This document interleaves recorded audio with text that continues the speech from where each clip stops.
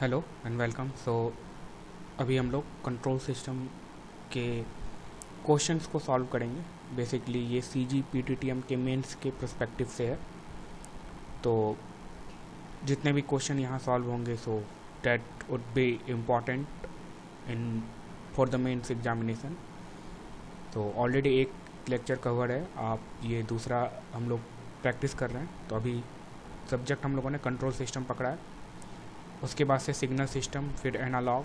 तो this is how we are going to practice and see the important question. So question ये क्या बोल रहा है, consider the following control system shown below. तो ये कंट्रोल सिस्टम दिया हुआ है। The normal value of process parameter K is 1। तो ये जो प्रोसेस पैरामीटर के है उसका वैल्यू 1 है।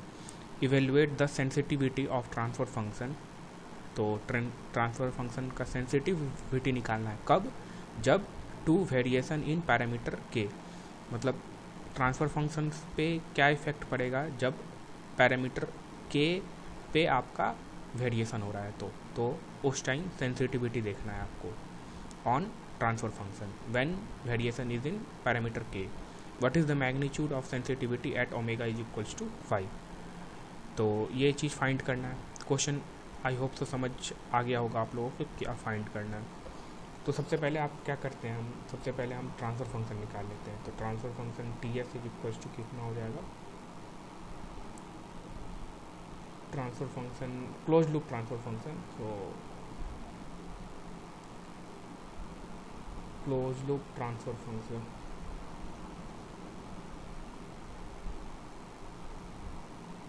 T S is equals to C S divided by R S. जब आप निकालिएगा तो देखिए ये दोनों तो ये s+1 और ये s+1 कट जाएगा दोनों, ठीक है। तो फाइनल ऊपर में क्या बचेगा आपका, G S divided by 1 plus G S H S, यही होता है ना। तो जी एस कितना हो गया आपका, जी एस हो जाएगा आपका 25 के डिवाइडेड बाई फिर 1 plus G S into H S आपका 1 है। तो 1 प्लस जब करिएगा तो कितना हो जाएगा आपका। So this is the transfer function you will get. Now what you will have to find is the sensitivity. So sensitivity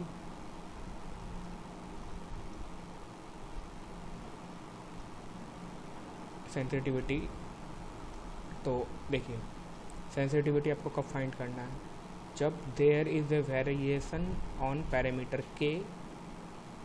तो सेंसिटिविटी फाइंड करना है on T S, on close loop transfer function. तो इसका formula क्या होता है, तो आपका हो जाएगा k divided by T S into partial derivative of T S with respect to del K. तो सबसे पहले हम क्या फाइंड कर लेते हैं, del T S divided by del K, partial derivative find कर लेते हैं। तो del divided by del K of T S equal to कितना हो जाएगा, del divided by del K. T S कितना है आपको, तो 25 K divided by S square plus 5s plus 25 K. अब इसका डेरिवेटिव फाइंड करिए, विथ रिस्पेक्ट टू के करना है। तो आप इसका जब डेरिवेटिव फाइंड करिएगा तो ये आएगा टोटल आपका। अब आपको सेंसिटिविटी निकालना है। तो सेंसिटिविटी निकालने के लिए S T S is equals to K divided by T S आपका कितना है, टी एस मेरा है 25 के, और ये वाला जो टर्म है ऊपर चले जाएगा ना, टी एस का कौन सा, ये S square plus 5s plus 25 के इंटू ये टर्म पार्शियल डेरिवेटिव वाला। तो इसको आप पुट कर दीजिए यहाँ पे 25 S square plus 25 into 5s divided by S square plus 5s plus 25 के। यहाँ पे देखिए इसका स्क्वायर होगा, यहाँ पे ये इसका स्क्वायर होगा। यहाँ एक तो यहाँ से एक कट जाएगा, ये के कट गया, और फिर ये 25 जो है ये 25 कट जाएगा। तो ओवरऑल आपका कितना बचेगा, ऊपर में बचेगा s into s+1 divided by S square plus 5s plus 25k।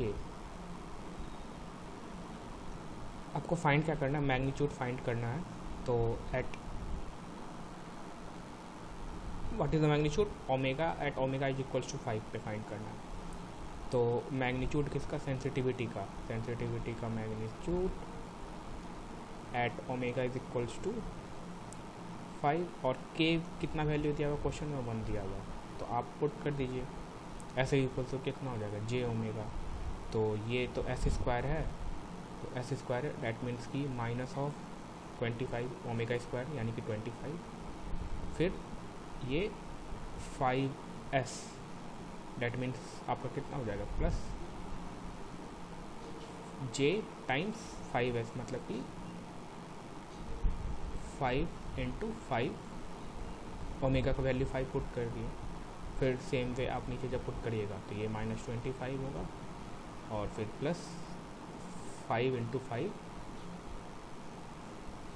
j और फिर प्लस 25, k का वैल्यू आप 1 पुट कर दीजिए, k का वैल्यू यहाँ 1 पुट कर देंगे। तो ये तो कट गया, तो फाइनली आपका कितना बचा, ये 25 भी कट जाएगा। तो ये बच जाएगा आपका j -1 डिवाइडेड बाई j। ठीक, अब इसका आप मैग्नीट्यूड लीजिएगा तो कितना हो जाएगा, √2 डिवाइडेड बाई 1। √2 मतलब 1.414।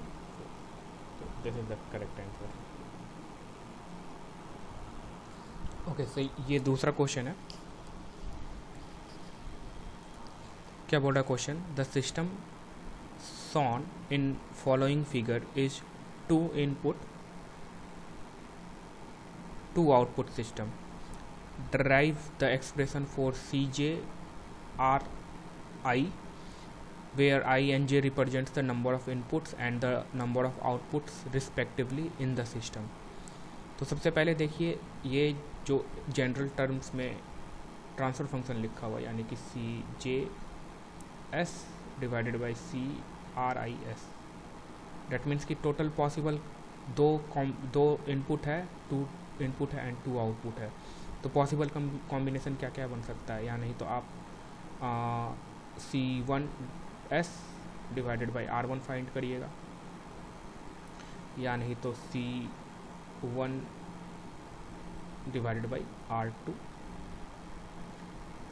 C2S डिवाइडेड बाई R2S, और या नहीं तो आपका C2S डिवाइडेड बाई R1।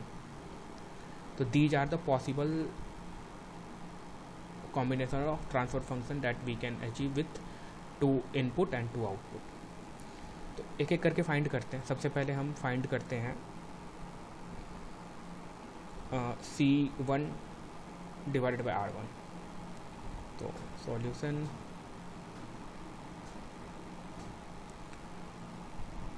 तो C1 डिवाइडेड बाई R1, ये ट्रांसफर फंक्शन फाइंड करते हैं। व्हेन कब फाइंड करेंगे, when R2 is set to 0, R2 को जो है सेट कर दिया गया है 0 पे। सबसे पहले तो ट्रांसफर फंक्शन ड्रॉ कर दीजिए आप। तो जब ट्रांसफर फंक्शन ड्रॉ करिएगा आप R2 को 0 सेट करके, तो कैसा दिखेगा, G1 G2 G3 and G4 is there.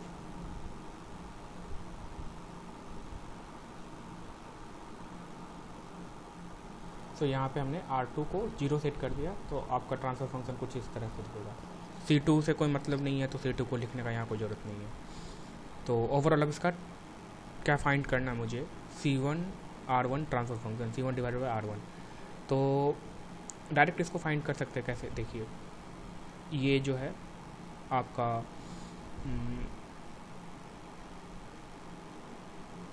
Okay, यहाँ कुछ मिसिंग, अच्छा ये लाइन मैंने छोड़ दिया, ये वाला दिस वन।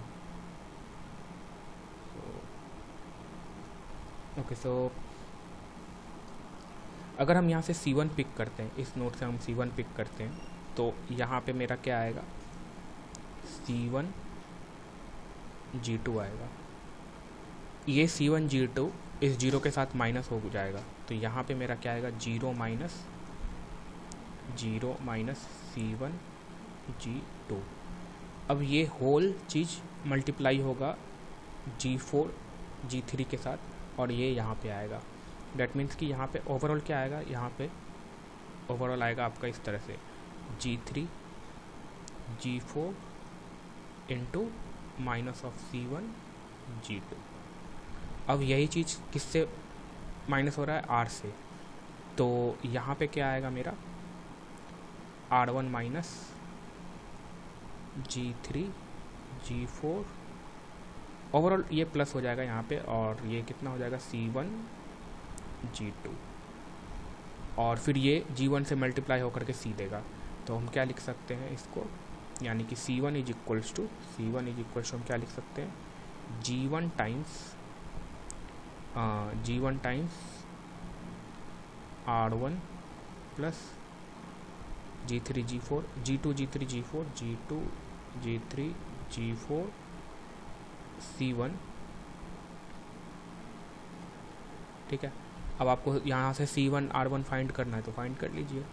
C1 के टर्म्स को एक तरफ लेते आइए, तो C1 यहाँ पे रह गया, ये कॉमन आ जाएगा, तो 1 माइनस ये वाला जो टर्म जाएगा, ये वाला टर्म इधर जाएगा, तो कितना हो जाएगा G2 G3 G4, और ये इंटू G1 भी होगा, मल्टीप्लाई होगा, तो और इधर राइट हैंड साइड में क्या बच जाएगा आपका G1 R1।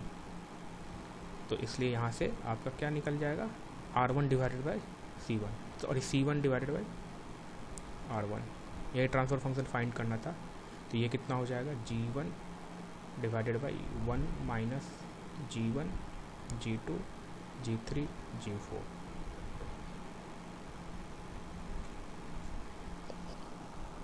तो ये आपने अभी पहला कॉम्बिनेशन फाइंड किया।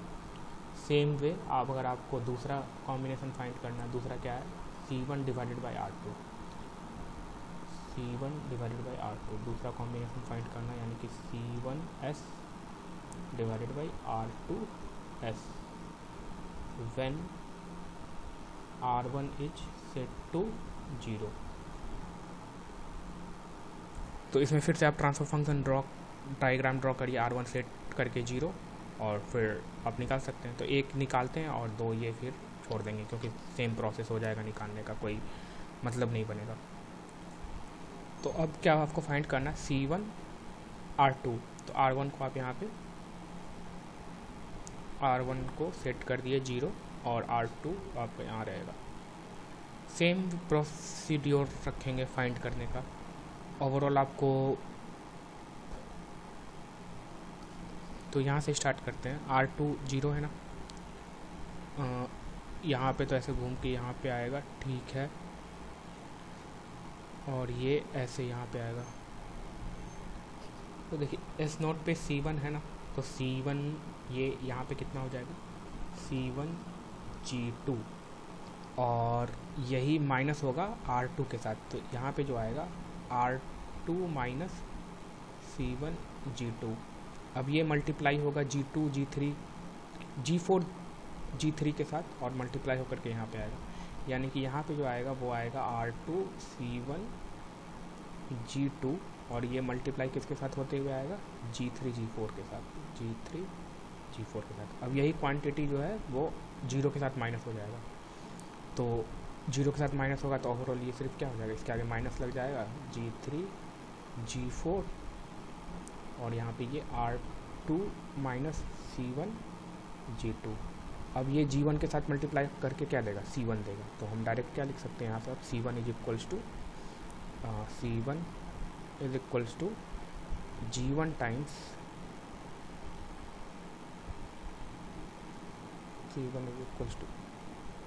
G1 टाइम्स माइनस ऑफ ये minus of G3 G4 into R2 minus C1G2। अब आप सिंपली क्या करिए, सेपरेट कर लीजिए C1 और R2 को, तो ये कितना हो जाएगा, C1 is equals to minus of G1 G3 G4, यहाँ पे R2, फिर ये plus G1 G2 G3 G4 C1। तो ये C1 यहाँ पे कॉमन आ जाएगा और यहाँ बच जाएगा 1 minus G1 G2 G3 G4, और इधर बच जाएगा माइनस ऑफ G1 G2, नहीं G2 नहीं है, यहाँ पे क्या हो जाएगा आपका, तो माइनस ऑफ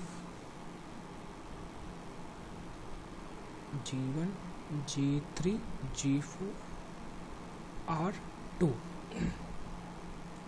तो फाइनली आपका आ जाएगा C1 डिवाइडेड बाई R2 कितना आ जाएगा, minus of G1 G3 G4 divided by 1 minus G1 G2 G3 G4।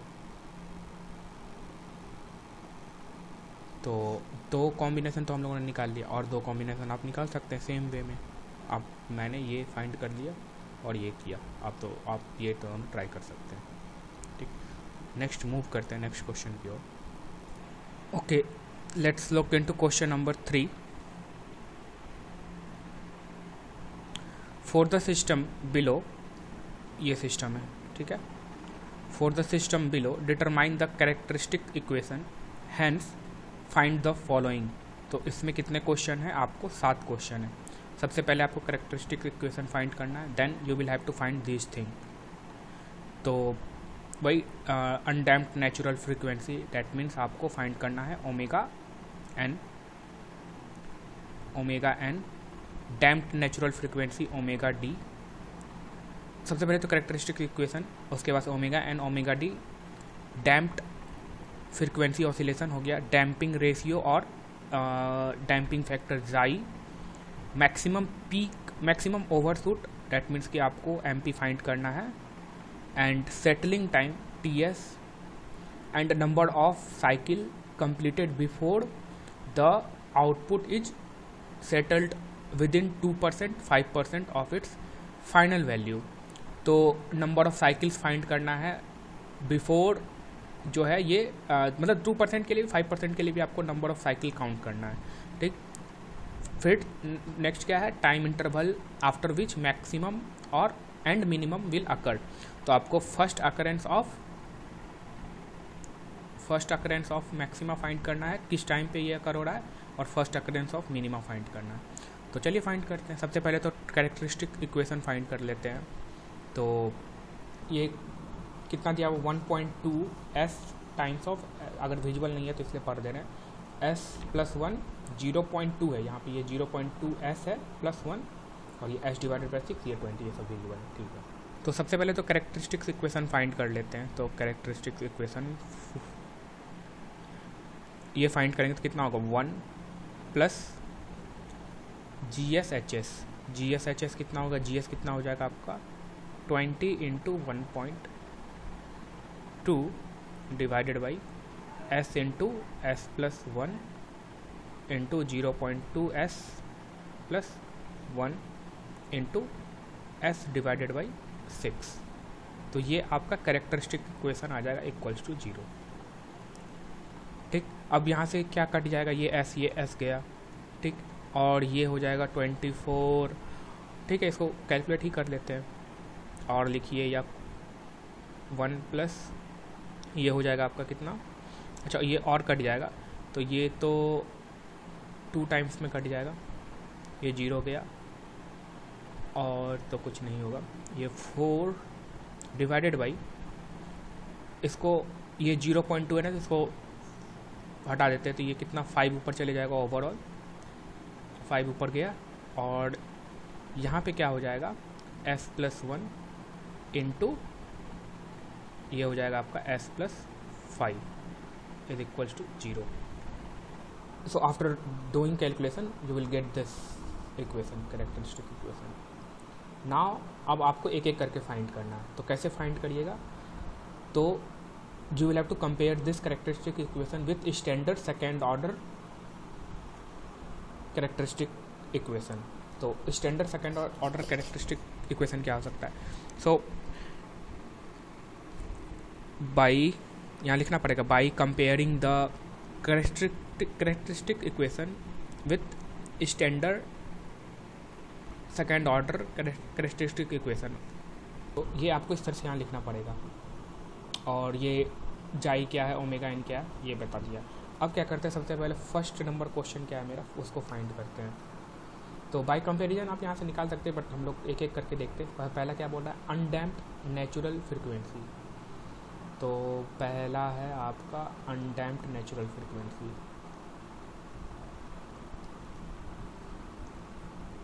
Natural frequency that means omega n. Omega n आप कैसे फाइंड करेंगे, बाय कंपेयरिंग, आप कंपेयर कर रहे हैं किसको, ये omega n square is equals to 25, इसलिए omega is equals to 5 radian per second. यहाँ से आ गया मेरा ओमेगा एन।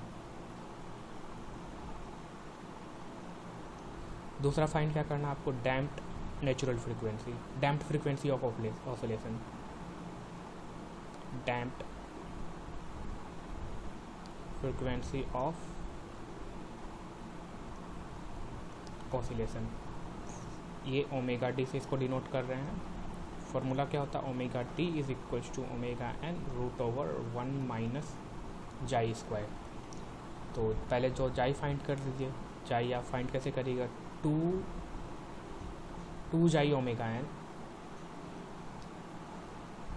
कंपेयर कर रहे हैं आप, तो 2 xi omega n is equals to, equation पे कितना दिया हुआ है, जाई 6 दिया हुआ है ना, 6 यहाँ देखिए 6 है, ठीक है। तो 6 ओमेगा एन आपको फाइंड हो गया है, तो जाई कितना हो जाएगा, ओमेगा एन आपका 10 है, ओमेगा एन 5 आया है, तो ये 2 इंटू 5 10 हो जाएगा, और xi is equals to 6 divided by 10, that means कि 0.6 आ गया।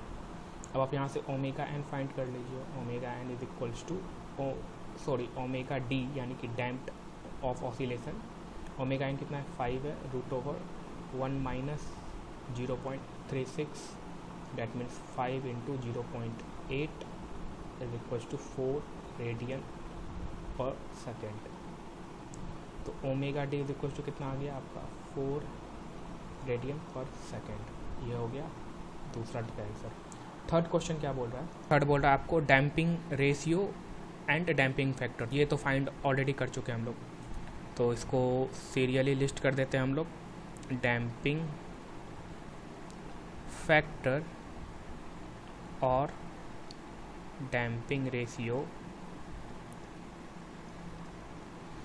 जाई इज इक्वल्स टू 0. कितना आया है जाई 0.6, तो ये 0.6 हो गया। नेक्स्ट 4 नंबर क्या बोल रहा है इसमें, क्वेश्चन का फोर्थ पार्ट बोल रहा है आपको मैक्सिमम ओवरशूट। तो मैक्सिमम ओवरशूट कैसे निकालेंगे, मैक्सिमम ओवरशूट डैट मीन्स कि MP से इसको डिनोट कर रहे हैं, MP is equals to e to the power minus pi xi upon root over 1 minus xi square. तो सिंपल है, वैल्यूज़ वगैरह पुट कर दीजिए, तो e to the power minus pi xi कितना आया है 0.6 divided by root over of 1 minus xi square यानी कि 0.8 आ जाएगा यहाँ पे। जब इसको आप कैलकुलेट करिएगा तो ये आपको आ जाएगा 0.09478, ठीक। और इसको इन टर्म्स ऑफ परसेंटेज लिखिएगा, यही कितना हो जाएगा 9.478%, ठीक। तो ये आ गया मेरा मैक्सिमम ओवरशूट। नेक्स्ट क्या फाइंड करना है, नेक्स्ट है क्वेश्चन नंबर 5 इसका, सेटलिंग टाइम TS। तो 5 नंबर क्या बोल रहा है, सेटलिंग टाइम TS। तो अगर 2% बैंड में ले तो सेटलिंग टाइम कितना हो जाता है, settling time is equals to 4 times of time constant.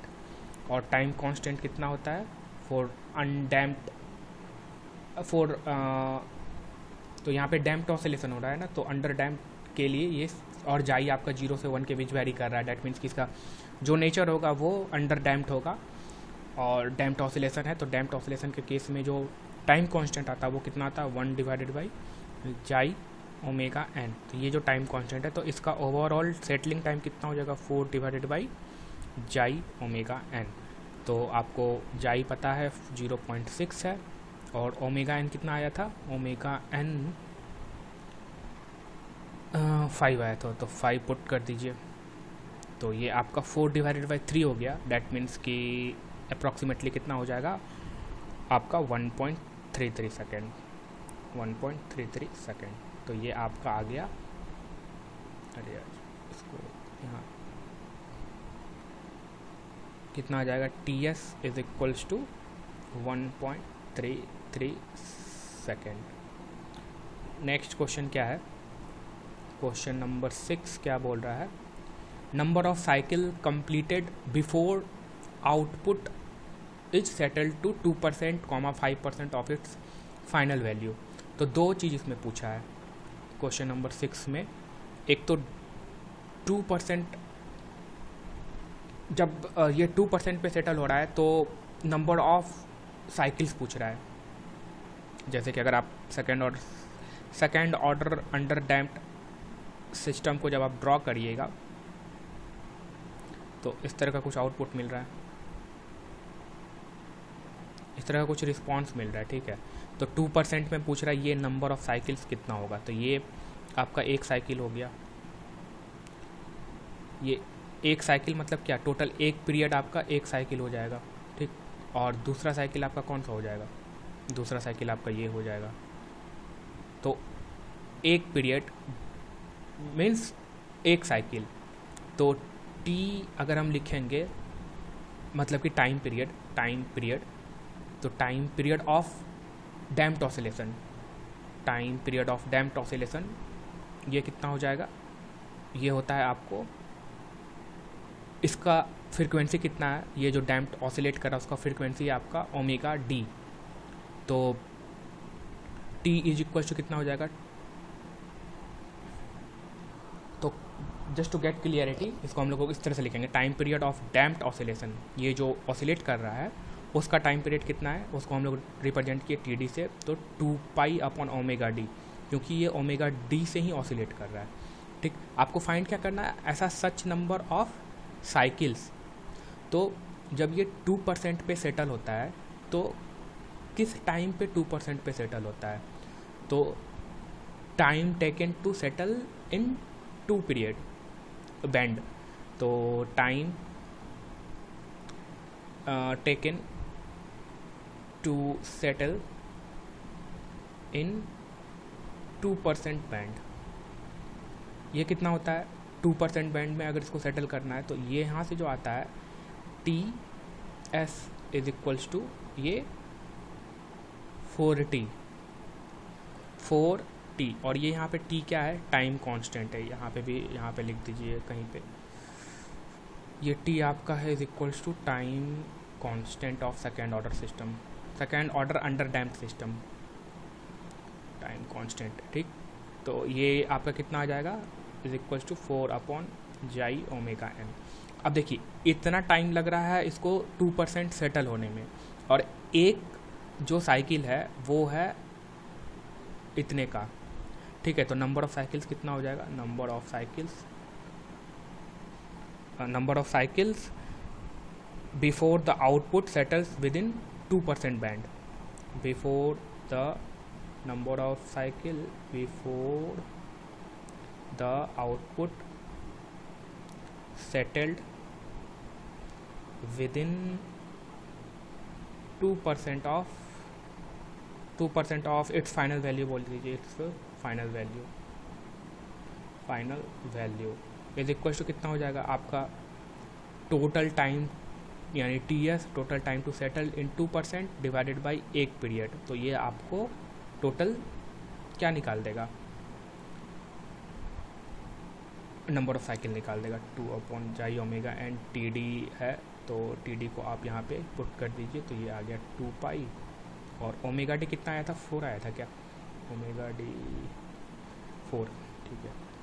तो ओमेगा डी 4 आया था, ये 4 है तो यहाँ पे ये 4 चले जाएगा। तो ठीक है, आपका ये सारी चीज़ पुट कर दीजिए तो ये कितना हो जाएगा, 8 डिवाइडेड बाई जाई कितना है 0.6 इंटू ओमेगा एन कितना आया था 5, ओमेगा एन 5 ही था ना, 5 ही था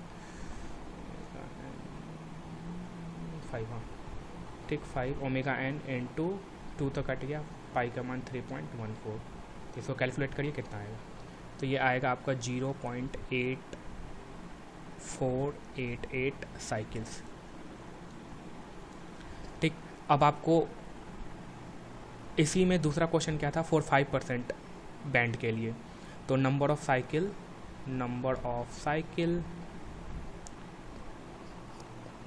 तो यहाँ पे सिर्फ क्या चेंज कर देंगे हम, 5% यहाँ पे कर देंगे 2% की जगह पे।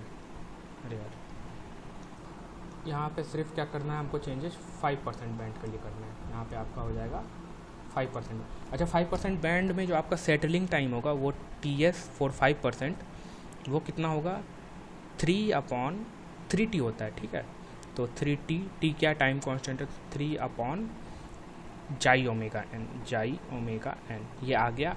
और फिर आपका टाइम पीरियड तो सेम रहेगा, यानी कि जो TD हम लोग ने निकाले थे इसका 2π/ओमेगा डी सेम रहेगा। अब नंबर ऑफ़ साइकिल्स कितना हो जाएगा आपका, तो आप डिवाइड कर दीजिए, तो number of cycles is equal to कितना हो जाएगा, 3 divided by xi omega n into 2π, ये ओमेगा डी ऊपर चले जाएगा। वैल्यू पुट कर दीजिए, 3 इंटू ओमेगा डी कितना था, 4, ओमेगा डी 4 था, डिवाइडेड बाई जाई 0.6 इंटू ओमेगा एन कितना है आपका 5 है, इंटू 2 इंटू पाई 3.14। तो इसको कैलकुलेट करिए कितना आ रहा है। तो इसको जब आप कैलकुलेट करिएगा तो ये आएगा आपका 0.6366 साइकिल्स। ठीक, नेक्स्ट क्वेश्चन की ओर मूव करते हैं। इसमें एक और क्वेश्चन है, time interval after which maximum and minimum will occur.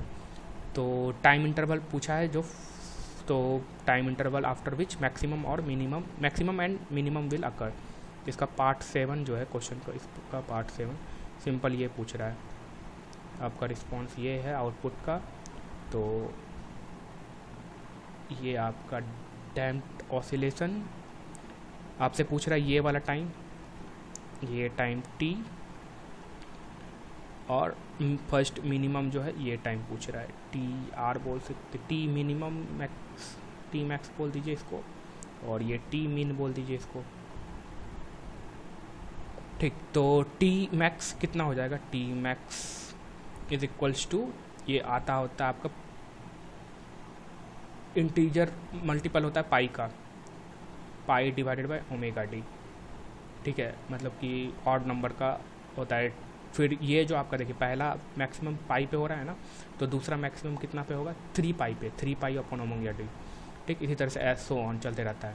तो पाई आपका कितना आ गया, आपका पाई आपका हो जाएगा पाई डिवाइडेड बाई, ये कितना है आपका 4, ओमेगा डी 4 है ना, तो ये आपका अप्रॉक्सीमेटली आ जाएगा 0.785 सेकेंड।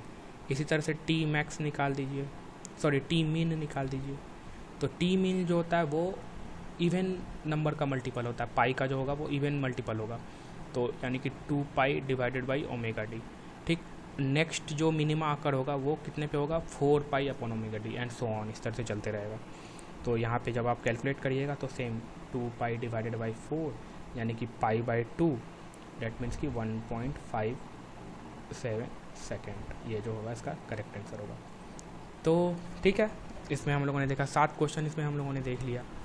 ठीक, और ओवरऑल एक तरह से देखा जाए तो अंडर डैम्प्ड का छोटा सा रिवीजन हो गया, under damped second order system का। ठीक है, तो मिलते हैं हम लोग नेक्स्ट लेक्चर में। वीडियो को ज़्यादा बड़ा नहीं रखते हैं, छोटा छोटा पार्ट बाय पार्ट कुछ कुछ क्वेश्चन करते रहेंगे। लास्ट टाइम भी हम लोगों ने कुछ कुछ क्वेश्चन किया था, तो वो भी आप देख सकते हैं। तो इसी तरह से जो इम्पोर्टेंट क्वेश्चन रहेंगे उनको हम लोग देखेंगे और देखते हैं, कोशिश करते हैं। अगर आप वही बूंद बूंद से घड़ा बढ़ता है। अगर आप डेली प्रैक्टिस करिएगा, प्रैक्टिस करते करते आपका एग्ज़ाम आ जाएगा, तो एग्ज़ाम टाइम आपको उतना फिर हैक्टिक नहीं लगेगा। So that is all from my side. मिलते हैं नेक्स्ट लेक्चर में, तब तक के लिए goodbye and thank you.